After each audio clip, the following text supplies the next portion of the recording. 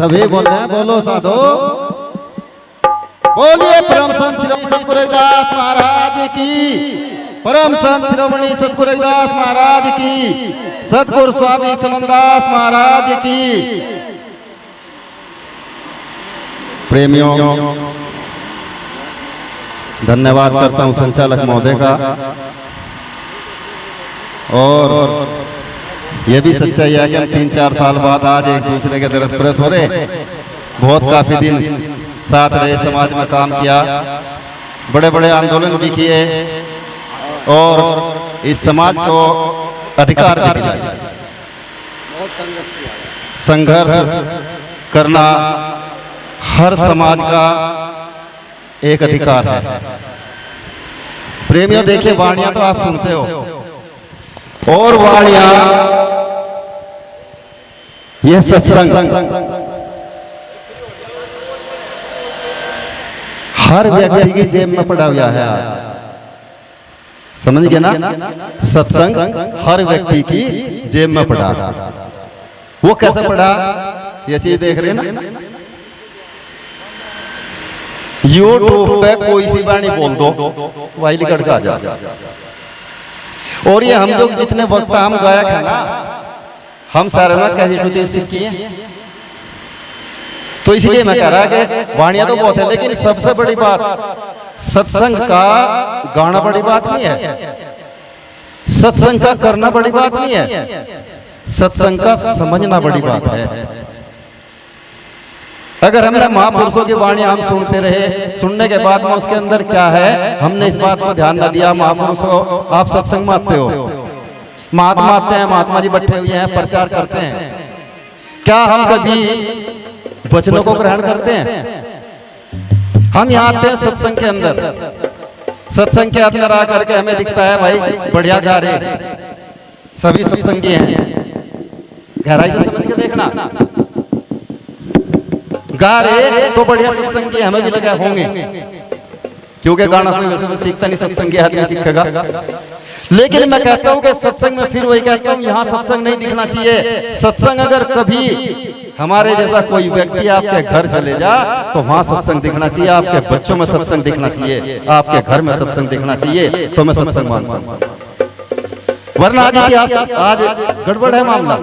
मैं बार बार कहा करता हूं, घर के अंदर अगर 2 बेटे हों, माँ बाप तो बहुत भजन बंद की सामग्री जो उत्पत्ति करें, लेकिन दोनों बेटों में एक बाग में भांग तारता मिले, 95% में बता रहा, हर एक दारू के ठेके मिले। सबसे पहला काम हमारा यही होना चाहिए कि हमें अपने बच्चों को अच्छी शिक्षा, अच्छी शिक्षित करनी चाहिए और उन्हें सही संस्कार देने चाहिए। हम सत्संग के अंदर आए, हम सत्संग के अंदर आने के बाद में करते क्या है, गुरुदास ने बहुत पहले कहा था, नुको तीरथ गए 4 जने, चित चंचल मन चोर, एक पाप उतराने ला लिए 4। हम घर से चले सत्संग में, किस लिए आए कि हम यहाँ से अपने पाप तार, यहाँ पाप करते हैं, ये चाहिए, ये तो सच्चाई है। सत्संग की है ये गंगा, तू इसमें लगा ले गोता, वरना इस दुनिया से तू जाएगा एक दिन रोता, फिर पछताएगा। ये सत्संग की गंगा। मुझे नहीं पता हरिद्वार वाली गंगा में पाप करते या नहीं करते, लेकिन इस गंगा के अंदर निश्चित सदना कसाई जैसे भी पाप करते हैं, वाल्मीकि जैसे भी पाप करते हैं।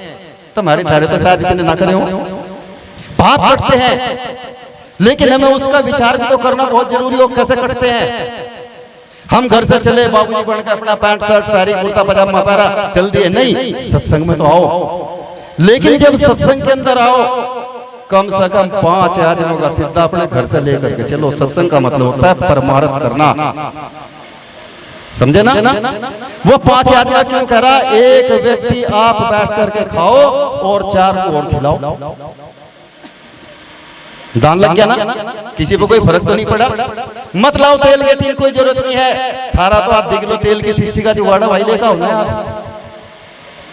अगर एक आधी किलो तेल की शीशी भोजन के अंदर पड़ती है और यहाँ से अगर 500 व्यक्ति आ गए तो सबके अंदर गया ना। ये एक विधि होती है सत्संग की। अभी हमारे संचालक साहब कह रहे थे गांव टू गांव टोली बनाओ, टोली बनाओ, जरूरत नहीं है। मैं कह रहा समाज तो टोली बना ले, समाज तो टोली में है, लेकिन कम से कम हमारे हम जो है ना, हमारी स्थिति बताऊं क्या है। आश्रम बनने में कोई बड़ी बात नहीं। अभी मैं कर्नाटक के अंदर प्रोग्राम करके आया। कर्नाटक के अंदर वहां से चाहे मैं कबीर पंथी हो, नाथ पंथी हो, रविदासी हो, किसी मत के भी महात्मा हो, वहां मैंने सत्संग देखा। उनके अंदर इतना प्रेम है, अगर मांगे दास जी ने कहीं जमीन ले ली, हर एक आश्रम से 50-50 हजार रुपया होंगे। 20 दिन में छप के तैयार, समझ गए ना, 20 दिन में छप के तैयार।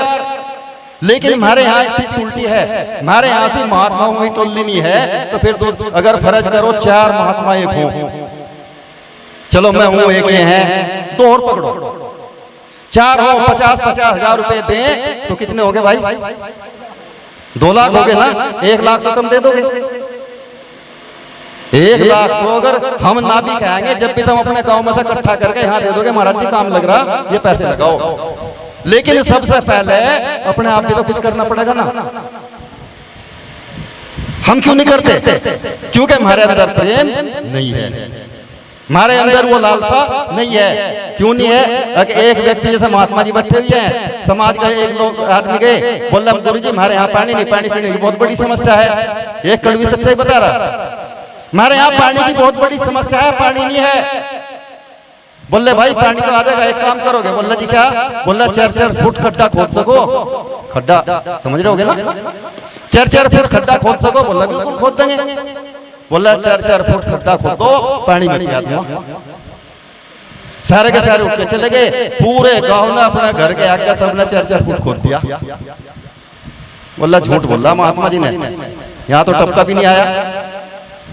फिर चले गए इकट्ठे होकर, बोला महाराज जी हमने तो 4-4 फुट का 6-6 फुट खोद दिया, पानी का तो टप्पा भी नहीं कहीं। बोला मुझे दिखाओ कहाँ खोदा। बोला चलो, घर घर के आगे 6-6 फुट, 7-7 फुट, 10-10 फुट गहरे खड्डे खुद रहे। बोला रे मूर्खो, एक बात बताओ, अगर तुम सारे मिलकर 4-4 फुट एक जगह खोदते, कुआं बन गया था ना, पानी आ जाता ना।